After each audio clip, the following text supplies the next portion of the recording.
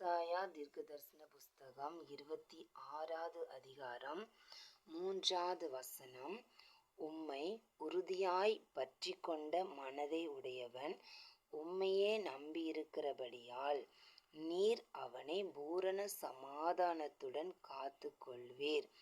இந்த வார்த்தைக்கு என்ன அர்த்தம்னா, இயேசு கிறிஸ்துவை உறுதியாக நாம் பற்றி கொண்டு இருக்கும்போது நமக்கு தேவ சமாதானம் கிடைக்கும்.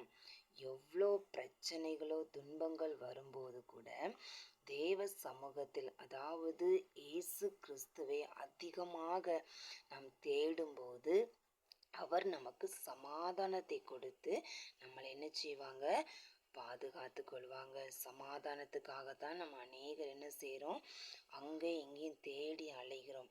நிம்மதி இல்லாத ஒரு சூழ்நிலையாக இந்த உலகத்தில் வாழ்ந்து கொண்டு இருக்கிற நமக்கு நம் இயேசு கிறிஸ்துவை சார்ந்து இருக்கும்போது ஒரு மகிமையான சமாதானத்தோடு நம்மளை காத்து கொள்கிற தேவனாக இருக்கிறவர் தான் கர்த்தராகிய இயேசு கிறிஸ்து.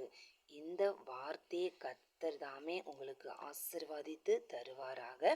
நீங்களும் இயேசு கிறிஸ்துவை ஏற்றுக்கொள்ளுங்கள். ஆமேன்.